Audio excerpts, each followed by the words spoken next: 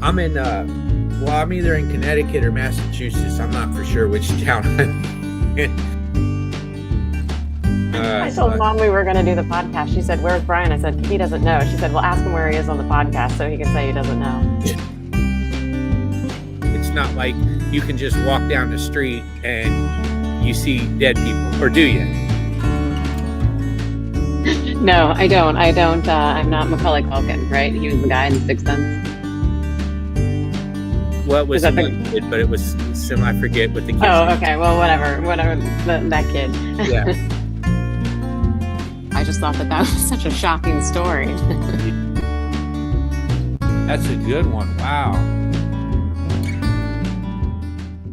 I guess not. Kind of face it this way. There we go. Okay. Oh. Hey. Special guest. Hi. We got Hello. We got a special guest here. I'm Brian. Oh, I'm Kristen. Sorry, I got so excited.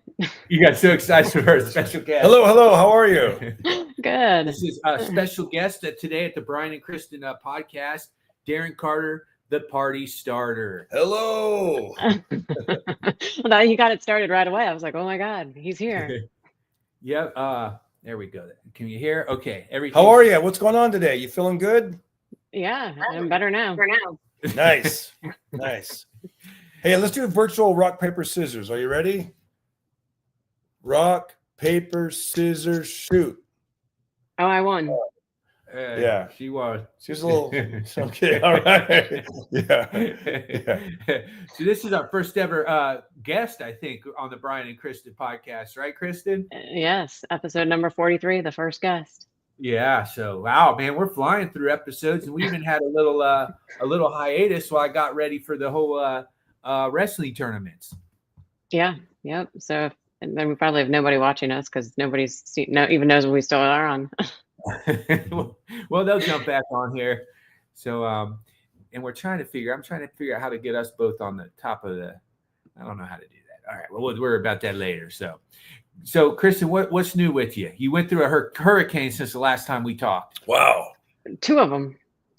Yeah, I think two of them since we last talked. Yeah. So that was, fortunately for me, no damage. I don't know if anybody saw the news, but there was a massive crane and it fell down on the building right in front of my apartment building. So that was a little crazy. It just took out a giant chunk of another building. But yeah, it's actually fairly sad. The devastation around here was, you just see people's furniture and all their stuff out of their house just in the front yard waiting for trash pickup. And, so it's really quite terrible. A lot of people just lost their houses. I know people and they're like, yeah, we lost everything. And that's that. Like, what do you do from there? Hopefully the insurance covers them. Well, that's the other problem. Most of that's not happening. Yeah, the insurance company is always trying to get out of their job. They want to take your money every single month, and then when something happens to you, they try to weasel their way out of it. Yep. We try not to keep it political on this, Darren, but you can see it's tough. I didn't even notice. That's how undercover it was. I was just thinking about a big crane falling down. How crazy that must have been. Yeah. How big was that? So it's building a 40-story building. Wow. And that was one of the reasons that I thought I should evacuate, because originally it was supposed to come in at a category 5. There's no chance that crane is going to stay at a category 5, and I can see it from my bedroom and living room window. So I was like, I'm out of here. Because can you imagine if that came flying through your window and then you're just stuck in the middle of a hurricane? So I was like, I don't want to take any chances on that. So I left. And it did knock it over the crane. It knocked the crane over. Yeah, the crane just fell into a building and just took out part of the crane still there, or did they move it? It took them forever to move it, but they moved the crane off the building finally. But yeah, they're still back building this building. Somebody negligence somewhere. Well, luckily there was nobody living in the building. Yeah, office building. So. Oh, it's an office building. Okay. Yeah. All right, that's good. Did we properly introduce our guest, Darren Carter, the party starter? You said that, but if nobody knows who Darren Carter, the party starter, is, nobody would know who he is. I think everybody knows who Darren Carter, the party starter, is.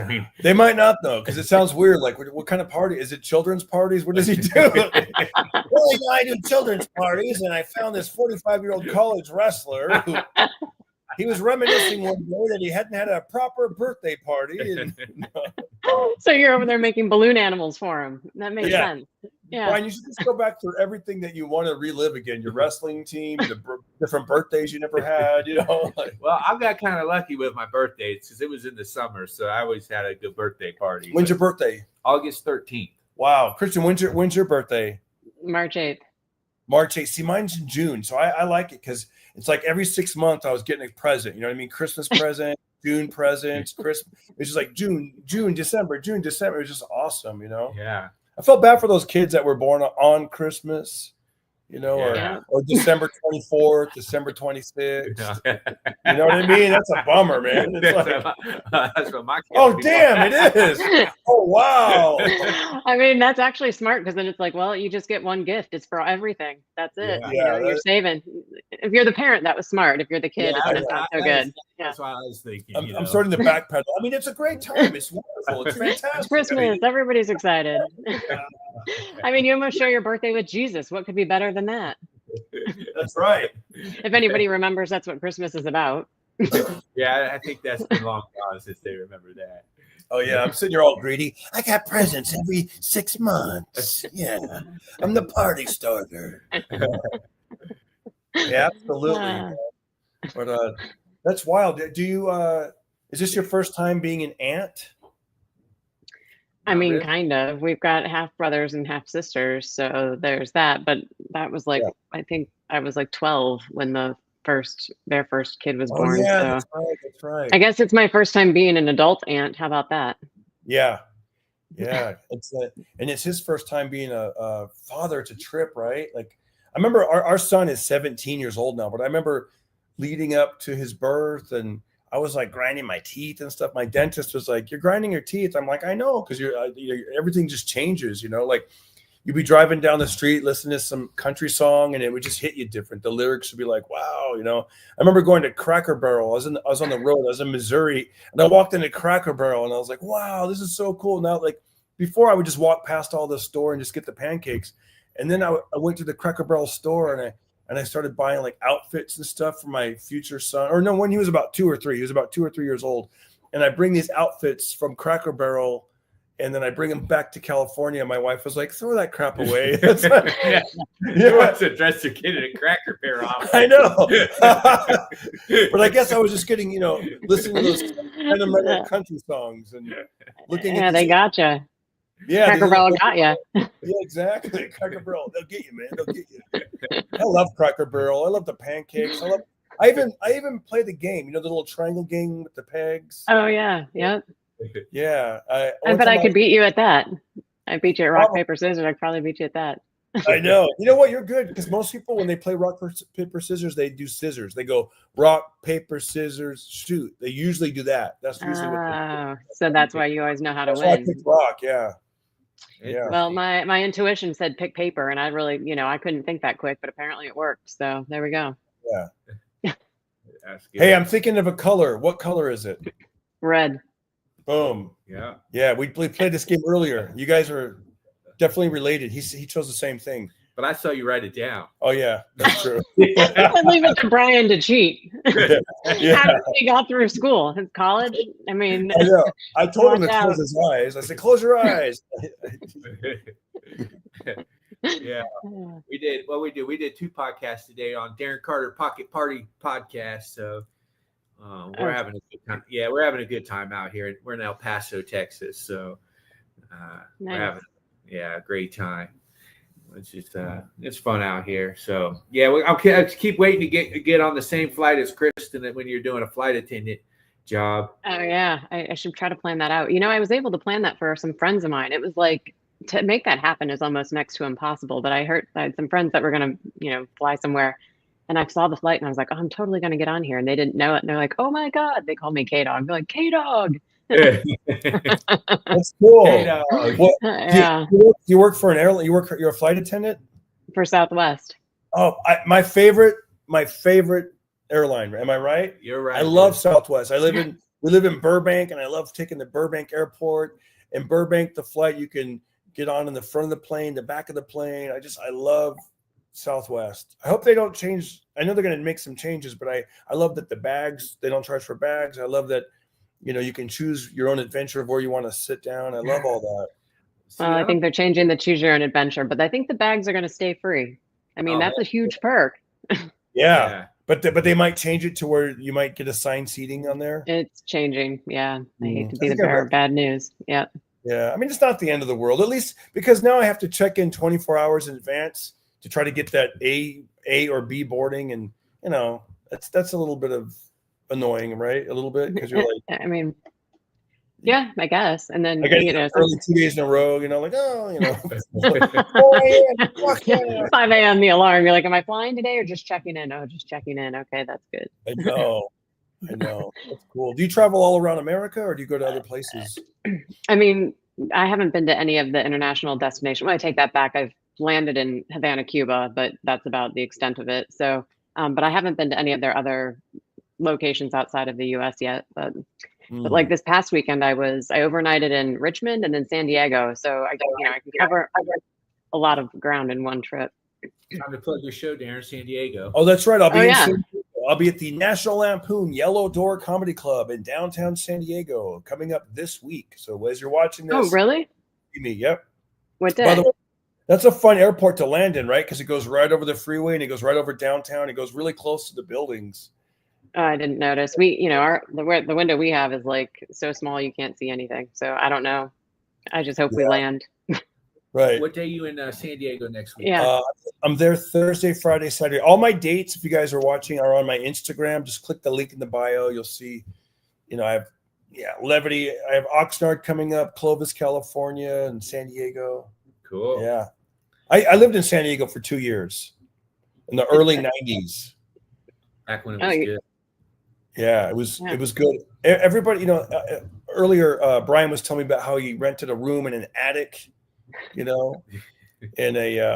Pasadena, California. And I was thinking about, I used to live in a Victorian house, and in each room you could rent out a room and just share the common kitchen and the bathroom. But I think my rent was $300 at that time.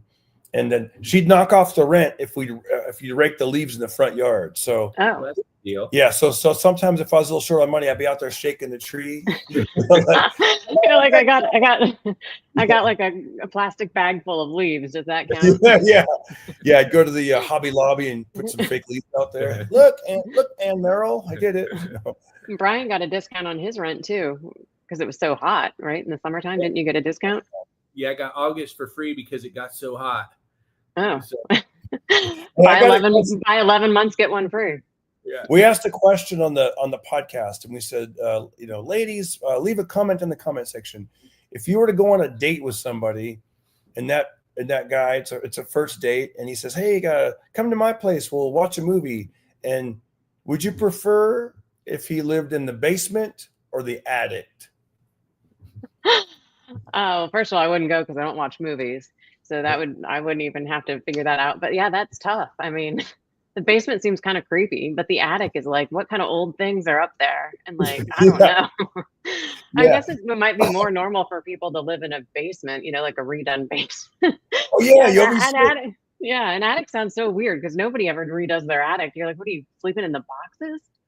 That's true, because you usually hear about some, like they always talk about like some loser living in like a troll on the internet living in the basement. But this is next level. He's in the attic. He's upstairs near the old Christmas tree they keep up there 9 months of the year, or 11 months out of the year. And I do think that when you think of an attic, you're like, oh, it's hot with no air conditioning. So it also like in the, like if it's August, you're like, oh my God, I'm going to die of suffocation. Yeah. You're like, can we postpone this date till September? Yeah. But he said it was easier when everybody was in their 20s, like both the men, the women, they're both excited to be on their own, so it's a little bit more adventurous, it's a lot harder if you're in your 40s.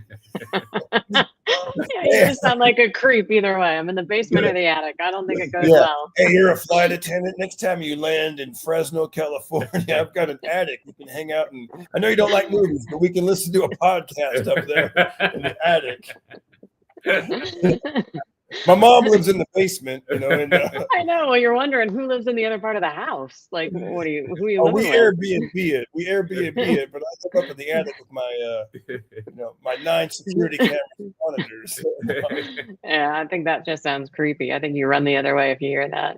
Yeah, that's interesting. The things that people do, though, man. Like I hear about people that back in the day would like hitchhike and whatnot, and I've never hitchhiked, but I did accept a ride. Well, I mean, I guess you accept a ride from a stranger like an Uber, but it's different because it's through an app and it can be tracked and it's more professional. But one time my car broke down when I was the first time I really did the road, when I was like by myself out in the middle of nowhere, like up in Washington, state, and my car broke down, and this random guy picked me up and gave me a ride 6 miles into town, and I didn't know what to do, but it was cool. Nothing happened. It was cool.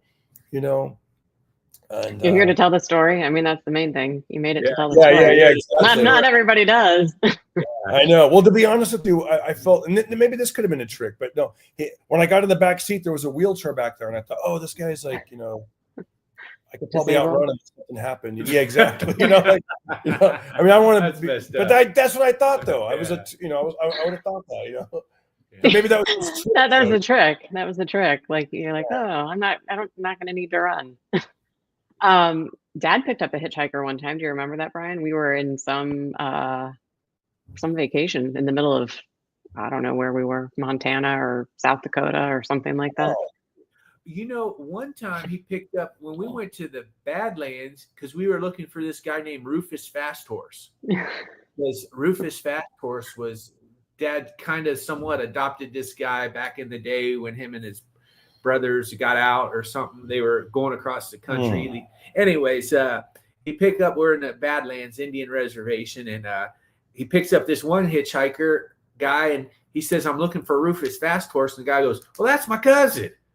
That's right. I knew it was something crazy. Oh. Yeah, that was so wild. Was a hitchhiker on the side of the road is cousins with Rufus Fast Horse? Come on. Yeah. You couldn't make that up if you tried. Yeah. And then so we went to meet Rufus Fast Horse, and at the time, cars just started ding. You know how when you open the door, it goes ding, ding, ding, ding, ding. That was a new invention out kind of for cars. And then the kids at the reservation were just flipping out over that the car was making that noise. Remember that, Kristen? I don't remember that. No. They were flipping out like excited or no? Yeah, they were like, whoa. They were messing with the door, like opening it to hear it. Oh, actually, I kind of do now. Yeah. That's funny. Yeah, they were like opening. Oh, that's another bit you could do. Yeah. So, yeah, we had some good time. It was pretty cool meeting Rufus Fast Horse because I guess it had been like 25, 30 years since Dad had seen him too. Wow. So when he walked up there, Rufus was a kid when my dad, helped those guys out or whatever. And then, and it took Rufus a second, then he recognized him. And it was kind of a nice moment. I still remember it, So one of my favorite. Oh no, I was just going to say, I primarily just remember picking up a hitchhiker. That's okay. There's a comedian, God rest his soul, Charlie Hill. He was an Indian comedian. He was really funny. And you could look him up, and he was on TV and stuff with Richard Pryor. And one of his opening lines, it was so funny. He'd come out on stage, please welcome Charlie Hill. And he'd come out on stage. He goes, hi, how are you? Hi, how are you? That's what he would do. That's He'd sing a song. He goes, this land is your land. This land was my land. It's pretty funny, man. But, yeah. He's an inspiration to a lot of comedians. And when I did the Tonight Show, with Jay Leno, I remember he was one of the first old school guys that came up to me and told me how great it was. And wow, yeah, he was very, very nice. I remember from the Ice House. But yeah, well, I got to get going, but I just want to hop on and say hello and hope you guys are doing well. This was a great episode, and I'll catch you soon. And take it easy. Yeah. All right, good to see you, Darren. The party started right there. Special guest today. We got to go get that big first ever special guest, Darren Carter, the party starter. We've been trying to get my mom on here, but she's a diva, so she will come on. I like that, Darren. If he's still there, I like that he said that this was a great episode. Was that because he was on it? Yeah, exactly. It's the first one he's going to watch all the way through. Yeah, he's like, best episode. I love it. Episode 43, man. That's the best one. Oh man. Well, Kristen, we got to keep doing these. And I'm glad we finally got everything worked out where you've been traveling, I've been doing wrestling and everything, and we got to go. We do have to get ready because we got to start getting ready for our gig, and we got to get some food before we do. But thanks for joining me. Yeah. I'm glad everybody's watching and checking out, and we will see you on the next one. All right. Bye. Bye.